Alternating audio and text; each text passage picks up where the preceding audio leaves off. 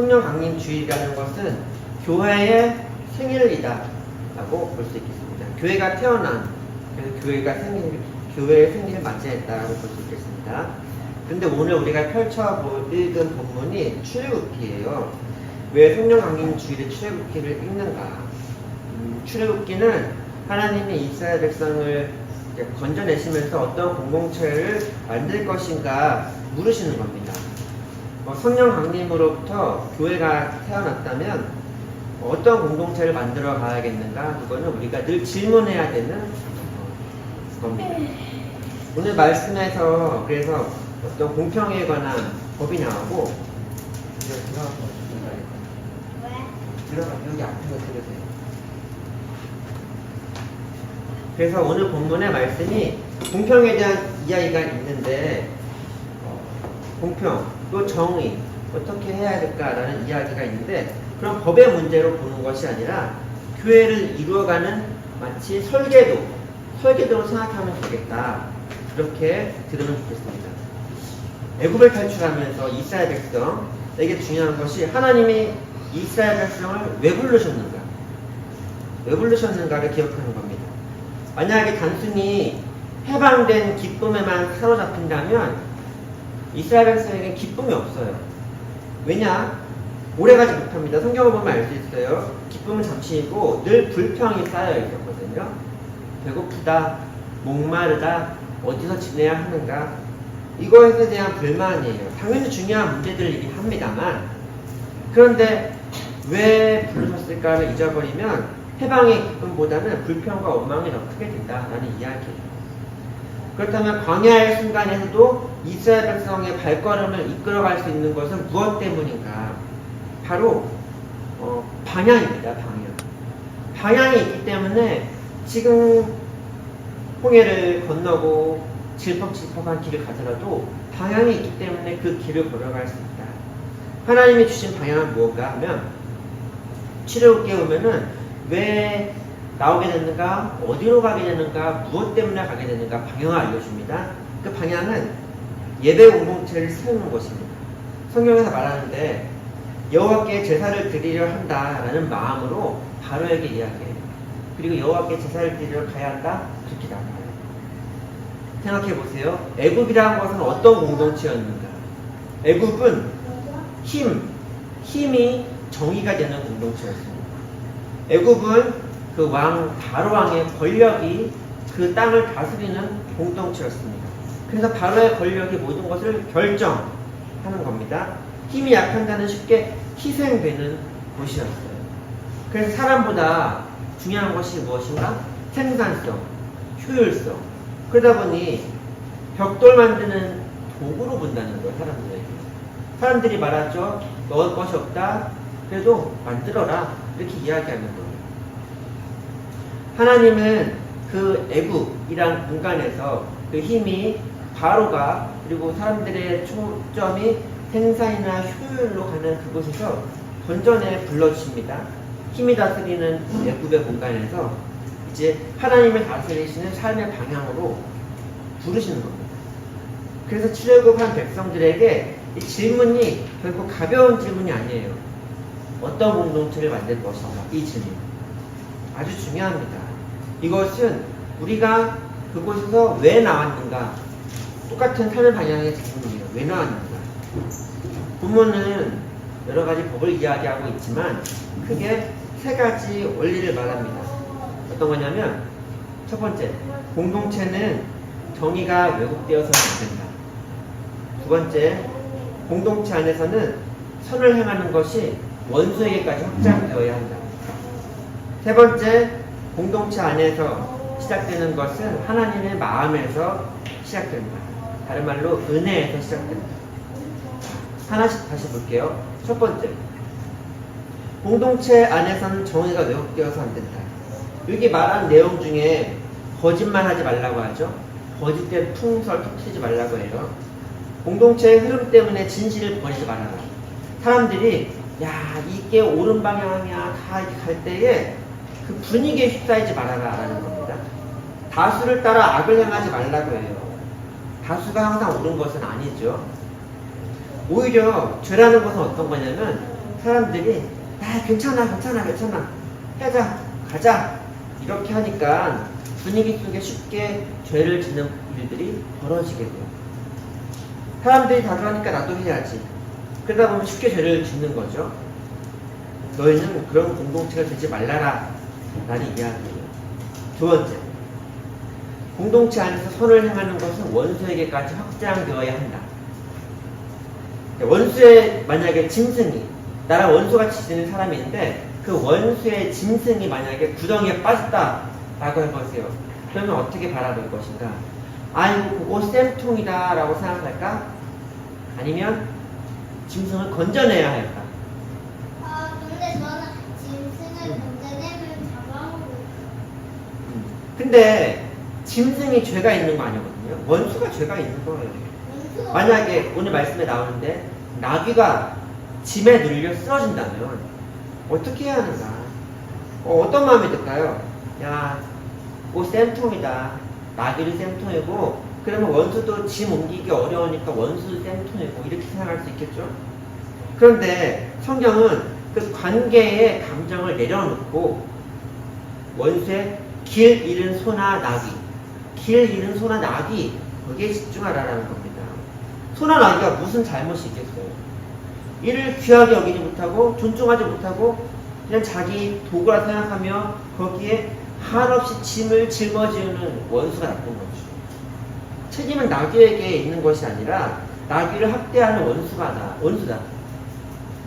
그러게 여러분, 쉽게 말해서 관계의 감정 때문에 마땅히 이 구덩이에 빠진 나귀를 내버려둬서는 안 된다. 책임을 져버리지 말아라는 겁니다. 세 번째, 공동체는 이 모든 원리가 하나님 마음에 있다는 거예요. 가난하다고 힘이 없다고 진실을 굳게 하지 말아야 하며 약자가 외면되는 이런 구조. 그러니까 하나님 마음에서 출발하지 않는 그런 구조적인 문제를 보라. 하나님 마음에서 출발하지 않는 구조적인 문제를 보라. 그러면 애굽은 어떠한가? 다시 한번 살펴보면 기억해보면 애굽은 힘이 다스리는 그리고 바로가 주인인 구조의 사회였습니다. 그런 공간에서 하나님이 건져내 주시죠. 무슨 뜻이 있을까? 너희는 그런 공동체 만들지 말아라 라는 겁니다. 너희는 그런 공동체를 만들지 말라는 거 아니겠습니까? 애국과 다른 어떤 공동체를 만들 것인가? 이스라엘 백성이 그 안에서 살아왔잖아요. 그 안에 녹아들며 살아왔잖아요. 근데 그 밖에 탈출했을 때에 녹아든 삶의 습관을 버리지 않으면 안 되는 거죠. 너희는 어떤 공동체가 될 것인가?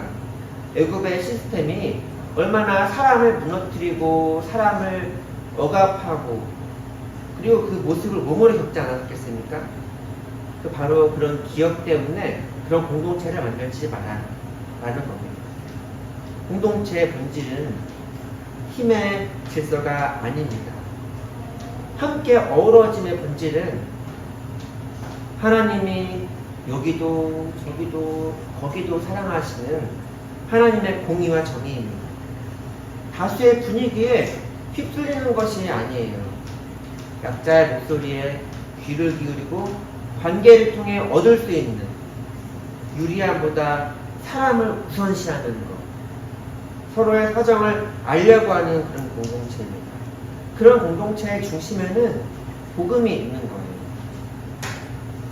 우리도 나그네였는데 나그네가 건진받았는데 나그네의 사정을 제일 잘 알지 않겠느냐.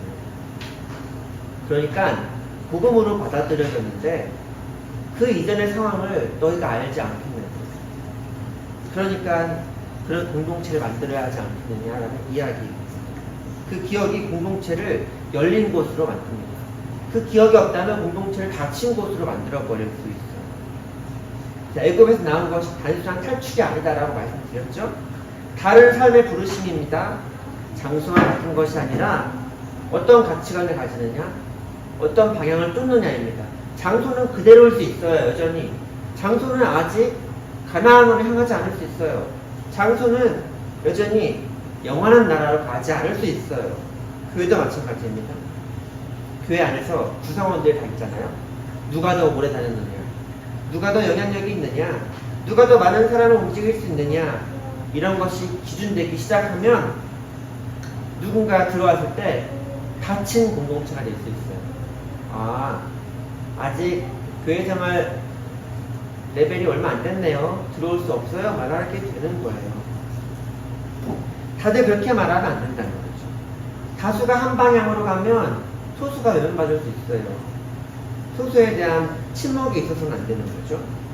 원수에 대한 감정 때문에 구덩이에 빠진 소나 나귀를 외면해서는 안 된다.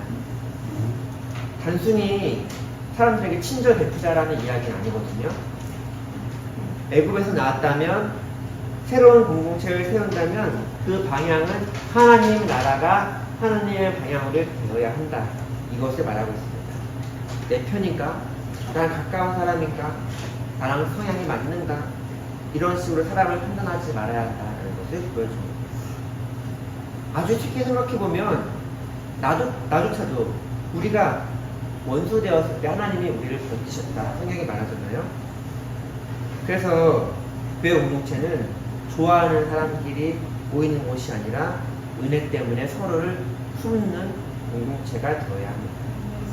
하나님이 그들의 기억을 불러내십니다. 너희도 나그네의 자리에 있지 않았느냐. 그 기억을 불러내서 그 기초로 공동체를 세워가는 거예요. 은혜를 잊은 공동체는 쉽게 차가워집니다. 하지만 자신도 받아들여짐을 기억하는 공동체는 타인을 함부로 대하지 못해요. 함부로 대할 수 없어요. 나도 고져받았는데 어떻게 거저주지 않을 수 있는 거야. 하나님 원하시는 공동체는 단순히 예배드리고 행사 진행되는 곳, 사람이 모이는 곳이 아닙니다. 외국과 다른 방식으로 존재하는 공동체. 교회 안에서도 힘에 따라 움직이는 것이 아니라 이익에 따라 관계 맺는 것이 아니다. 성경은 단호히 말하잖아요. 너희는 그렇게 살지 말아라. 너희는 진실을 말하고 약자가 숨쉴 수 있는 공동체가 되어야 한다. 처음 온 사람도 숨고 쉽게 버리지 않고 서로의 사정을 아는 공동체여야 한다. 율법을 받고도 실패했던 모습을 보면은 왜 문제가 되었겠습니까? 그 기억을 잊어버려서 그런 거예요. 성령은 우리에게 은혜를 주시면서 그 기억을 깨닫게 해주십니다. 우리는 나그네였다. 성령의 능력으로 그 은혜를 깨닫고 살아가는 사람들이 은혜로 서로 품는 공동체가 되어야 한다. 그것이 부르심의 목적입니다. 말씀을 정리하면 출애굽하여 광야를 머물면서 율법을 받았으니 어떤 공동체를 만들 것인가 물으셨던 하나님, 이제는 성령을 통해서 내게 또 우리에게 우리가 어떻게 공동체를 만들어가야 할까 물으시는 겁니다.